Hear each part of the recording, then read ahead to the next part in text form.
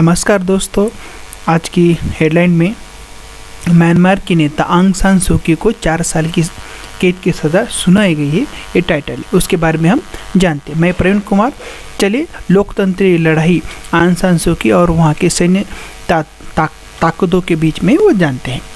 देखिए दोस्तों, म्यांमार की नेता आंग सान सू की को 4 साल की कैद की सज़ा सुनाई गई है। कारण क्या है? सूची के खिलाफ भ्रष्टाचार, आधिकारिक गुप्त अधिनियम का उल्लंघन, कोविड नियमों के उल्लंघन और 11 आरोप लगाए गए। किसके द्वारा ये आरोप लगाए गए? म्यांमार के अदालत द्वारा लगाए गए।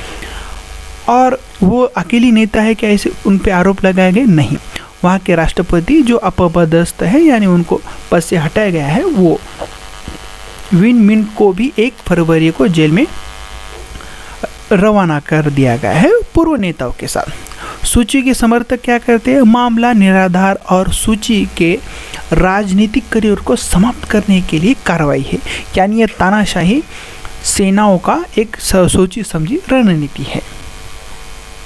आइए आंग सान सू की सूची के बारे में जानते हैं। उनका जन्म 19 जून 1945 में म्यांमार में बर्मा में हुआ। एक राजनेता के घर में हुआ। उनके पिता बर्मा के राष्ट्रपति थे। उनका नाम क्या था? आंग सान थे, जिनकी 1947 में राजनीतिक हत्या कर दी गई। यानी आंग सान सू की को फैमिली से ही पॉलिटिक्स विरासत में मिली है। आंग सान सू की लोकतांत्रिक तरीके से चुनी हुई पंतप्रधान है, और लेकिन वो कभी सत्ता में आ नहीं पाई, क्योंकि वहाँ के सैन्य शासन इस प्रकार की व्यवस्था रखते हैं कि जो भी पार्टी चुनाव में आती है या चुन के भी आती है तो वो उनको सत्ता नहीं सौंपते हैं। उनकी पार्टी का नाम क्या था? National league for democracy. उनके पार्टी में ही नेम में डेमोक्रेसी की झलक दिखी। देखो, उनको 1991 में नोबेल शांति पुरस्कार प्रदान कर दिया गया था, और 1992 में भारत का अंतर्राष्ट्रीय सामंजस्य के लिए भारत सरकार द्वारा जवाहरलाल नेहरू पुरस्कार से भी वो सम्मानित है।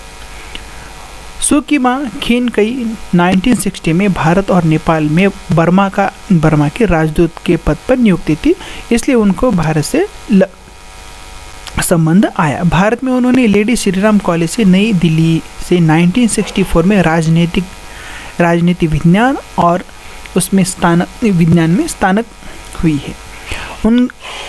और आंग सान सू की शादी माइकल एरिस से हुई। वो तिब्बत में या हिमालयन माउंटेन में रिसर्चर फेलोशिप थे। वो मूल ब्रिटिश निवासी थे, और 1988 में बर्मा में वो वापस लौटी अपनी बीमार माँ के इलाज के लिए।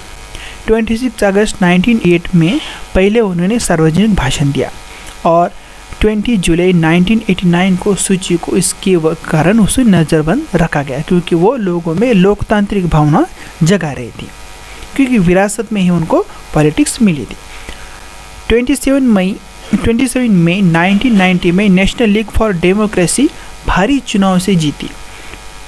पहली स्लाइड में हम देखा है वो पंतप्रधान पद की दावेदार भी थी, लेकिन भारी चुनाव से जीतने के बाद भी सैन्य सरकार ने उनके चुनाव को रद्द कर दिया।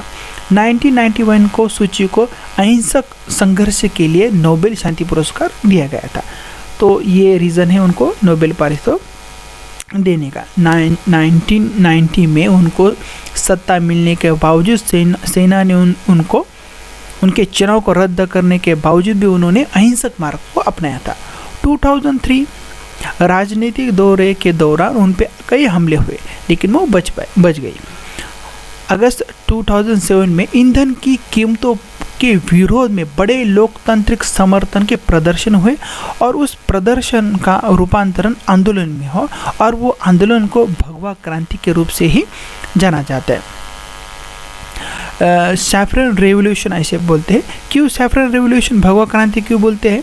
क्योंकि इसका नेतृत्व बौद्ध भिक्षु द्वारा किया गया था, और वहाँ के बौद्ध भिक्षु का ये पेहराव है दोस्तों भगवा, इसलिए उसको भगवा क्रांति कहते हैं। और लेकिन इस क्रांति को, इस आंदोलन को सैन्य शासक ने क्रूरता से दबाया। 7 नवंबर 2010 को सूची के पार्टी द्वारा चुनावों का बहिष्कार कर दिया गया, क्योंकि चुनाव में जीतने के बाद भी सैन्य शासक उनको पार्टी या सत्ता में आने नहीं देते थे। परिणतः सेना के समर्थित union solidarity and development party ने आम चुनाव जीते। जाहिर की बात है, आंग सान सू की बड़ी पार्टी अगर बैकआउट कर देती है तो सेना मुखौटे की पार्टियों से जीत हासिल कर सकती है। 1 अप्रैल 2020 सूची ने संसद में एक सीट जीती, क्योंकि अब सूची के पार्लियामेंट में अपनी बात रखने के लिए ये कदम लिया गया था। 8 नवंबर 2015 को पार्टी आम चुनाव में व्यापक जीत हासिल की, क्योंकि उनकी ये रणनीति थी। और हालांकि सेना 2008 में सेना के निर्देश के तहत लिखित और अनुसमर्थित संविधान के तहत महत्वपूर्ण शक्ति सेना के पास ही बरकरार थी, यानी मेजॉरिटी पावर सेना के पास भी थी। 1 अप्रैल 2016 को सूची की पार्टी के बहुमत के साथ संसद बुलाई और मार्च में सरकार बनाई। संविधान में प्रावधान म्यांमार के संविधान में इस प्रकार के प्रावधान थे कि सूची को राष्ट्रपति नहीं बन सकते, क्योंकि उनके पति फॉरेनर थे।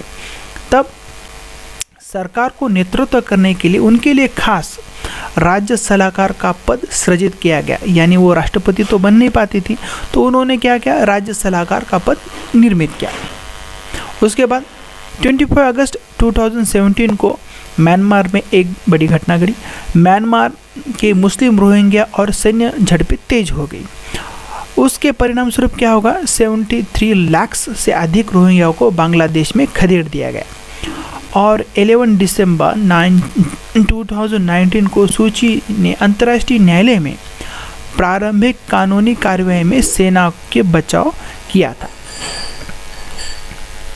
और 8 नवंबर 2020 को सूची की पार्टी ने और बहुमत प्राप्त कर दिया, क्योंकि प्रीवियस भी उन्होंने 2015 में आम चुनाव में जीत हासिल की थी और 2020 में भी उनकी पार्टी ने बहुमत हासिल किया था। लेकिन 1 फरवरी 2021 को संसद का नया सत्र बुलाने से ठीक पहले सूची की पार्टी के शीर्ष नेता और सहकारियों को सेना ने हिरासत में ले लिया, यानी कू कर दिया।